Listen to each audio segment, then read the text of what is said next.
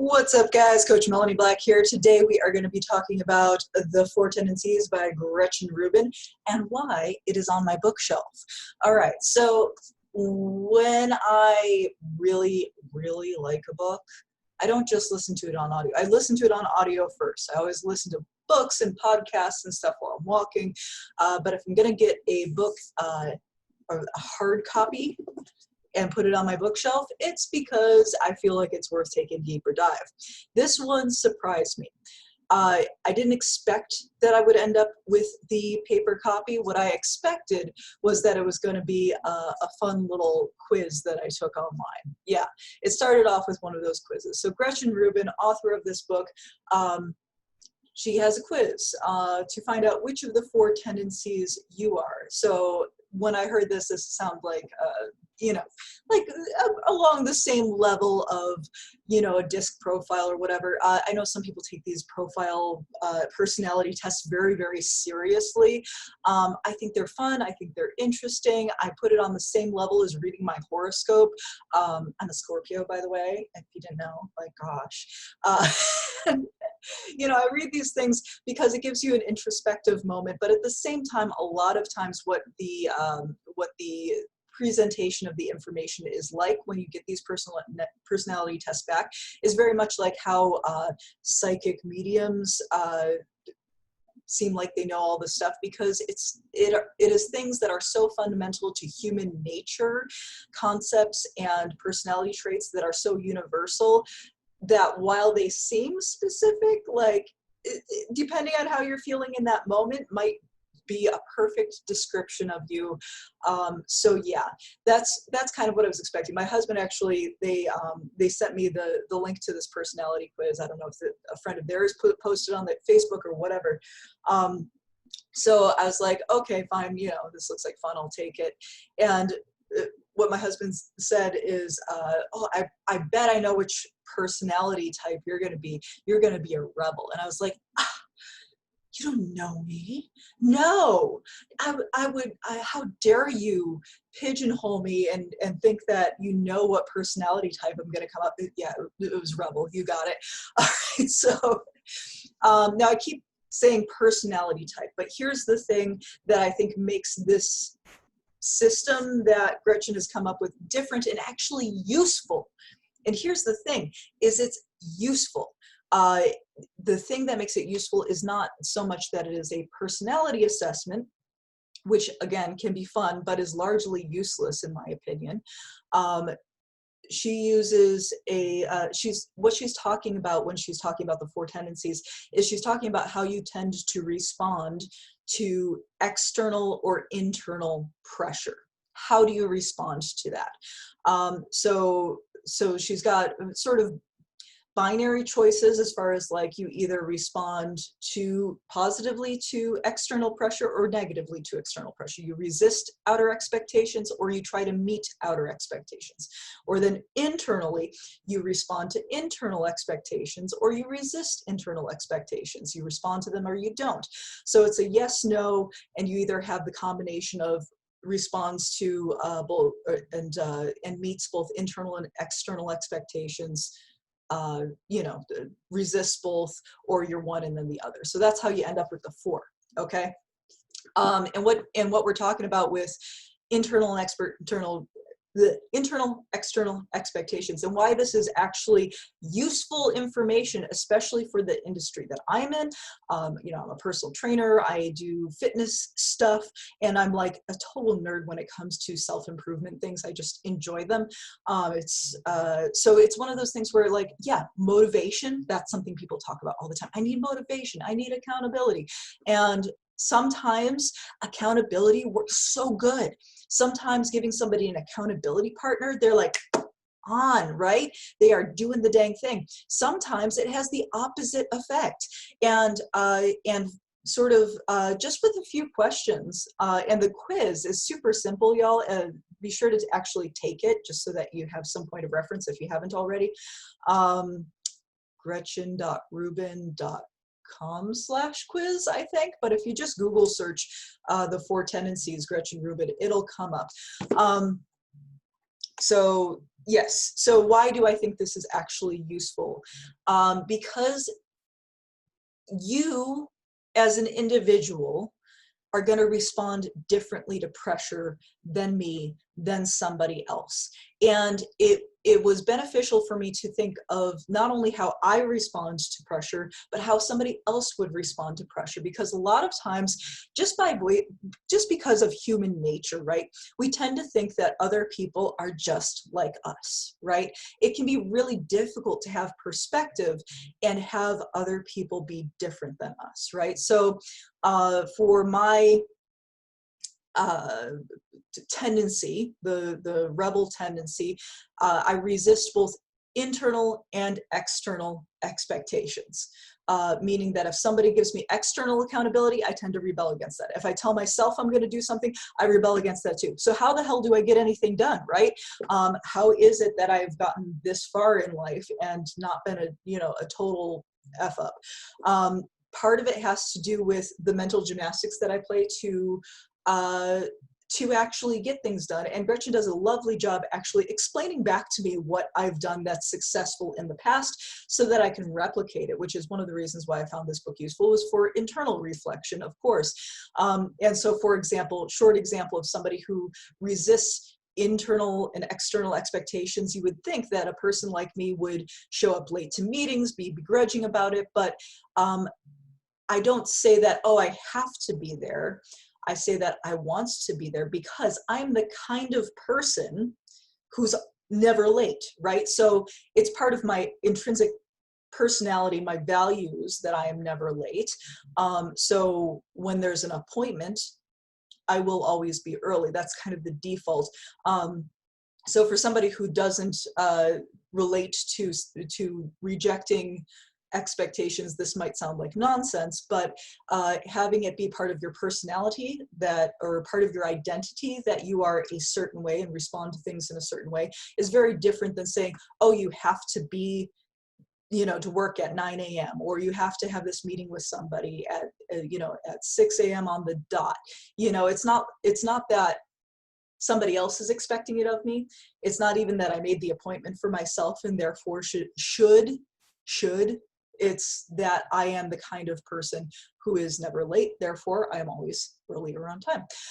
So that's, one example of a way that you can kind of internally reflect. There are also people who, so she's got 4 basic types in here. So she's got the rebel, she got the upholder. Upholders meet both internal and external expectations, which sounds great, right? Like everybody wants to be an upholder. But I have actually coached and worked with a lot of these people, and they are the person who will get everything done, but they tend to take on way too much, burn themselves out, sort of accumulate and hold themselves accountable to so many things that they go a little nutso, and get very impatient with other people who are not upholding like they are, right? People who don't follow the rules, that kind of stuff. They get very agitated with people like that. There are what she calls questioners, which is very, very apropos. Right? These are the people who ask lots and lots of questions. And I'll be honest, I used to be annoyed by questioners early in my career as a personal trainer, and then I realized how much I actually love explaining things. And when I get somebody who's a questioner, they can be very, very rewarding clients to work with, because a questioner they reject outer expectations, but respond to inner expectations. So as soon as they feel like their question is adequately answered, as soon as they feel like they've gotten the requisite information to make an informed decision, once they feel that has been achieved, then they will be 100% behind it, right? So these people, just in thinking about my own industry, there's a couple of different types of personal trainers out there.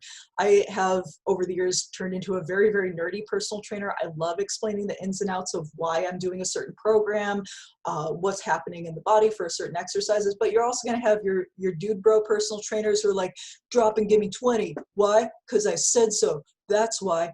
These types of people will not go over with a questioner. So interesting to see how different people respond to expectations, right? And then the fourth tendency type that she goes over in her book, she calls the obliger. And I've got issues with that name, Gretchen.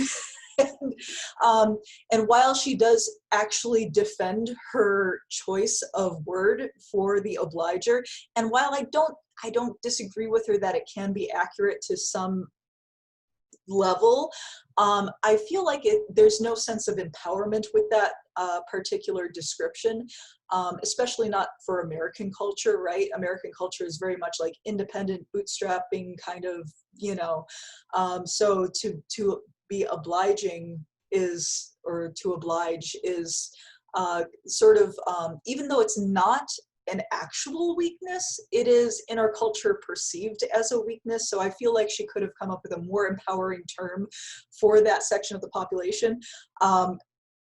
However, I haven't thought of a better term, so take that for what it's worth. Yeah, so in any case, I'm sure she put lots of thought into it. But Gretchen is an upholder, by the way, so. Okay, so the obliger. So this is the person who is going to do really well with an accountability partner. This is the person who will, they will show up for other people all day long, but has difficulty showing up for themselves. You know, doing their, you know, so they tend to reject internal, or what they perceive as internal obligations or pressures, but they will respond to external obligations and pressures. And so this type of person is very easy to work with for, again, coming back to the industry that I know, personal training, accountability, all that kind of stuff. This person is very, very easy to work with, because all you have to do is say, hey, I'm checking in on you. Are you doing the thing? Or pair them up with somebody with similar goals so that they're actually having that accountability. Like, you know, this is going to be the kind of person who says, oh, well, I should walk every day, go for a walk every day. And they'll never do it until they have somebody who says, hey, let's walk together every day. And then it's like, bam, they're on it, right?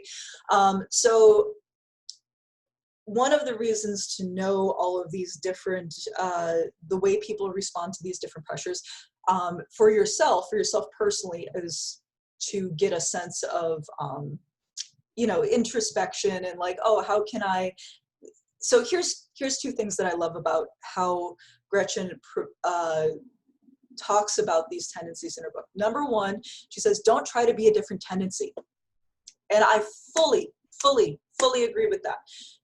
All too often people try to change their fundamental nature to try to cram themselves into an idea of what they think success looks like. And I feel that this is a waste of time, a waste of energy. I think that you should be true to your own nature, you know, and embrace that and find ways to work within that context, right? This goes not only for, you know, how you enjoy to have physical activity, but how you, you know, spend your time, your relationships with others, that kind of thing.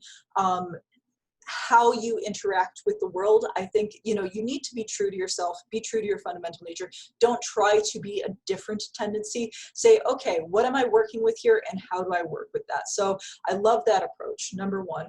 Number two, she gets very specific and very tactical about how to interact with people who are a different tendency than you.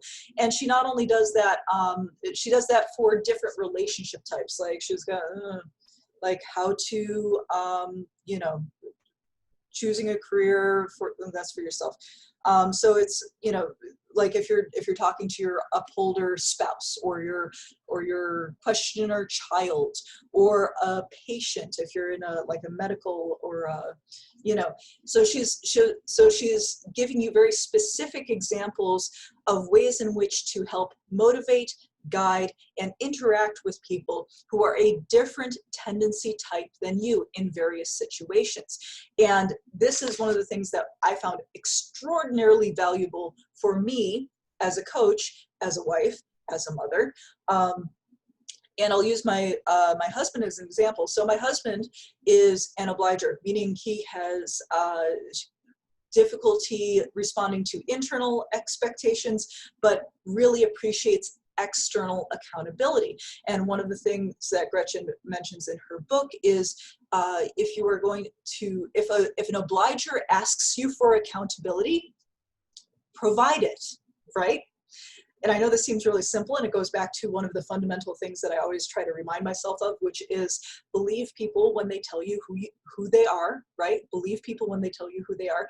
If an obliger says, I need accountability, give me accountability, and you are in a relationship with this person and in a position to do so, do that for them, right? And I know this might sound really obvious, but because of who I am, I've always seen like giving somebody accountability in a not in a professional sense, because I do it in a professional sense all the time, but in a loving relationship, I always felt like, oh, I don't want to give somebody accountability. That's constricting them. That's restraining them. That's not loving.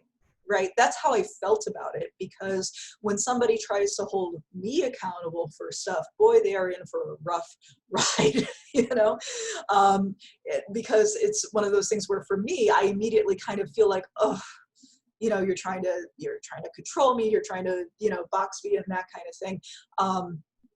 So my perception of what accountability was based on my own experience, I was forced to acknowledge was different based on somebody else's experience. So this is where the value of this book really comes into play, and why I ultimately ended up getting the hard copy, not just the audio version. So because I do reference it over and over again. More and more, I'm trying to get rid of stuff. I'm trying to reduce my bookshelf. I'm trying to Marie Kondo it. Does it bring me joy? You know, what has she got, the 5 books thing? I've got more than 5 books, quite a lot more. But definitely all of the books that I do have on my bookshelf in physical manifestation are ones that I reference frequently.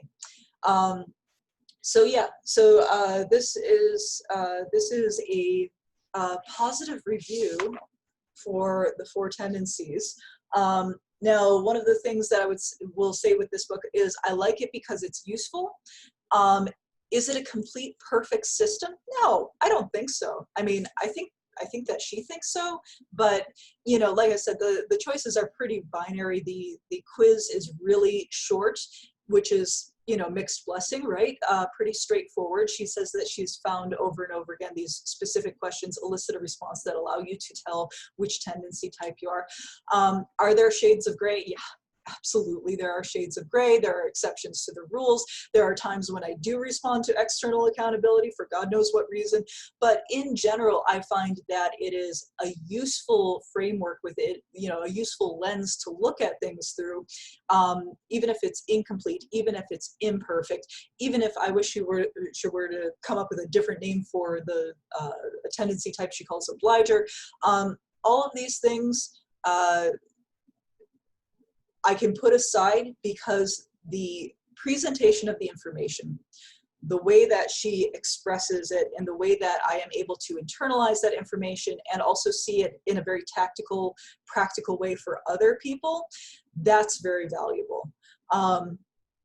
She goes into like not using this as manipulation. I agree. Don't try to manipulate people because you think you know their tendency type. But especially if you are in a position where you do have to help and guide people, whether that's in a professional capacity, maybe you're a coach, a doctor, you know, you're trying to get people to, you know, take their medications or maybe you're in a bookkeeper account, you're trying to get people to like do the right thing when they're supposed to do them.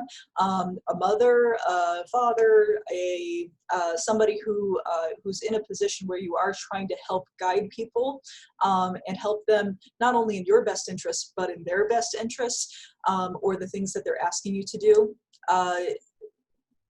Yeah, would say that this is a really valuable tool. Go ahead, start by taking the quiz, buy the book, whether you listen to audio or hard copy or whatever. Like I said, I ended up doing both. My personal process is I always listen to audiobooks. I listen to a bunch. If I feel something is valuable and I want to reference the information, then I get the hard copy. And then if it's really valuable, it stays on my bookshelf and doesn't go to the Bookman's or the Entertainment Exchange or whatever. All right, so I hope you found this maybe interesting or useful. If you've read the book, go ahead and drop a comment below on what you thought of it. If you take the quiz, let me know what your tendency type is, and do you feel like it's accurate? Do you feel like, oh yeah, I definitely can use this information? I'm curious to see what you think of the book, and until next time, have an awesome day, and I'll see you soon. Bye.